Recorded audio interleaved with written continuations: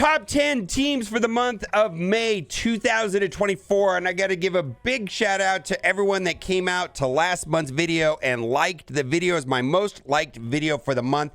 And there are 4 important game modes in Marvel Strike Force. There's Arena, there's Raids, there's Cosmic Crucible, and there's Alliance War. And I prefer them in that order. And I tend to favor my Arena teams, then Raid teams, Cosmic Crucible, then Alliance War. Now, when it comes to Raid teams, I typically will upgrade them enough to get through whatever I need to get through on the particular raid, whatever my alliance is trying to do. And then I tend to put resources first into my Arena teams and then my Cosmic Crucible and then my Alliance War team. But I try to just get by with my raid teams. Now, in the game right now, it just happens that a lot of the raid teams are good in multiple game modes. So we're going to start off with my favorite team. Right here at top is Extreme X-Men. Now, I've got this count right here. I've been playing the game since before the game came out in soft launch, which is a million years ago. But I also started a new player account a month ago. And Extreme X-Men is carrying me everywhere on that account. It's my Arena team. It's my best raid team. It's my best everything. And I absolutely love this team. And I also believe that Gambit and Nightcrawler are just truly exceptional characters, and I think they're going to be useful for a long time to come. Now, the one member on this team that's kind of harder to get for a new player is going to be Sunspot, and I've seen a lot of people replace Sunspot and use Phoenix, but I think the full team is the way to go. Easily, this is my favorite team in the game right now. Coming in at number 2, even though this is in no particular order, it's going to be Hive Mind.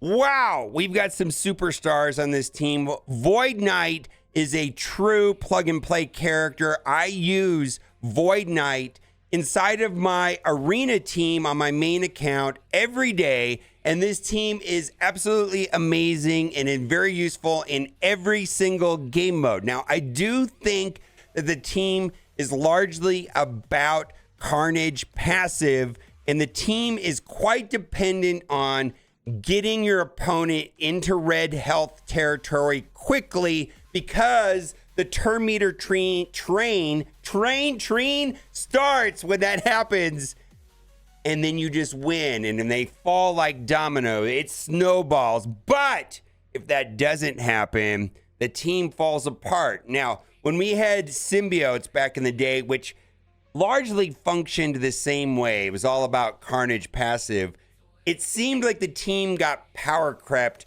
relatively quickly, and I think that might happen to this team also. Void Knight, however, is going to be good for a long time. He's a plug-and-play character.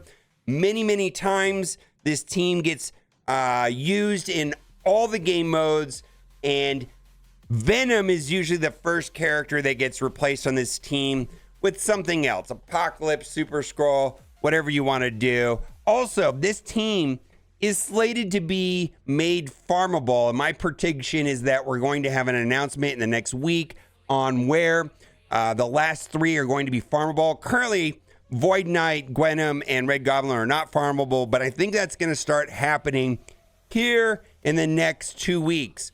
Coming in at number 3, even though this is in no particular order, is going to be Spider Society.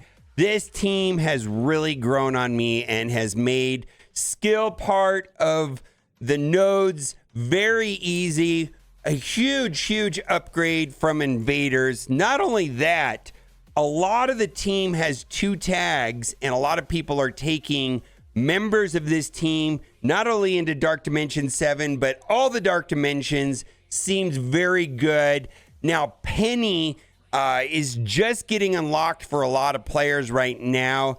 I have to get it through the orb, so it's a little bit RNG. I know my free-to-play account just got Penny yesterday, and I was pretty excited because this team slaps, and I love it. Next, we have to talk about Pegasus, and Pegasus is a little bit trickier on my free-to-play account. Kestrel, yes, Dark Dimension 1, but Darkhawk is not available for me on my free-to-play account. So I really can't use this team right now, and that's why this is kind of last on my list. But this team gets used everywhere, and Kestrel is an amazing character, and I think Kestrel is going to have use for a long time. And it also feels like the developers want to keep Kestrel relevant for the time being. And then this team is probably lower on the list, but I do want to mention it because it's very good, and that's going to be Bifrost. Now, I'm not sure how much longer Bifrost is going to be the best in slot for Mystic, right? And we'll just have to see how that plays out.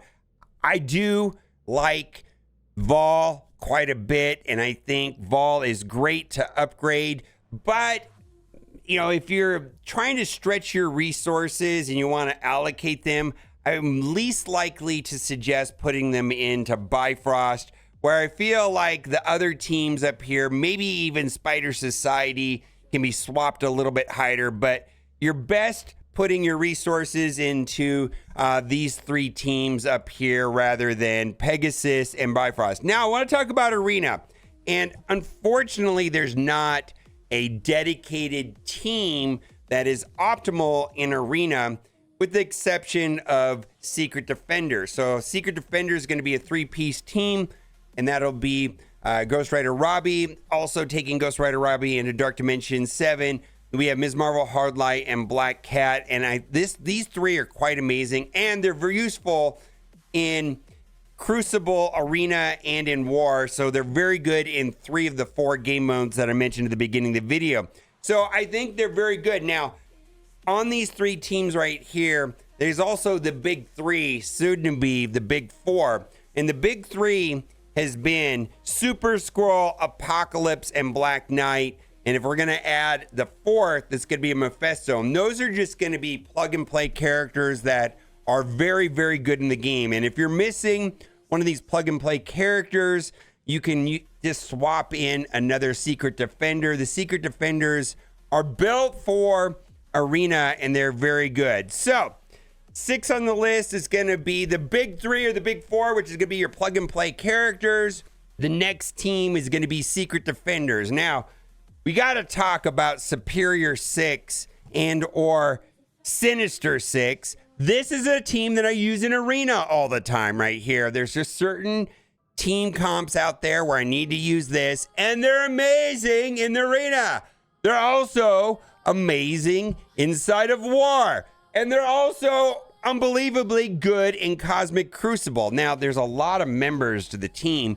So like right here is a team comp that I use inside of War. And then this is an infestation counter. Lizard is very good, and very often Lizard is put up on this top row here to be used in Crucible. Without a doubt, Superior 6, Sinister 6 are one of the best teams in the game.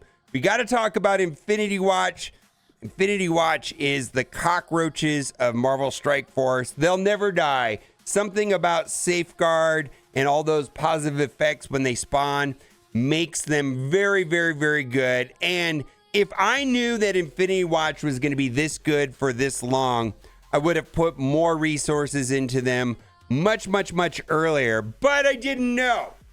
They just seem to be like they're not going anywhere. Now, I just still think that they're low on the list. So I can't say dump all your resources into Infinity Watch, but I've been saying that for the last year. I really have. I've been saying for the last year. Infinity Watch is really good, but they're an older team. They're going to and then they don't.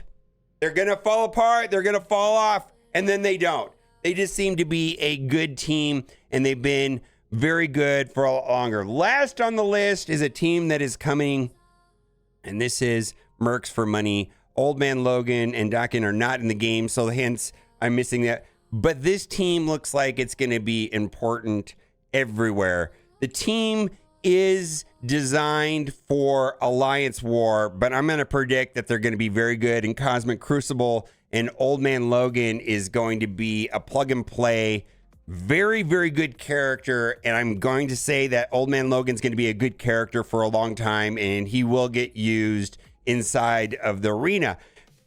The upcoming trials start on the 24th. We're going to have to see how this play out. I don't think they're going to get used inside of raids, but still, this is a very, very, very good team. Now, I didn't go into a lot of the Alliance War teams because Alliance War is not as high as priority, and there are, of course, some team-specific Alliance War teams that do very well. That would be like Undying and Out of Time. And then there are some team-specific teams that do very well on Cosmic Crucible, like Masters of Evil and New Warriors. But this list is about the teams that I think are good in multiple game modes. Let me know who you think I left off the list. And as always, thanks for watching. Keep on gaming. Bye for now.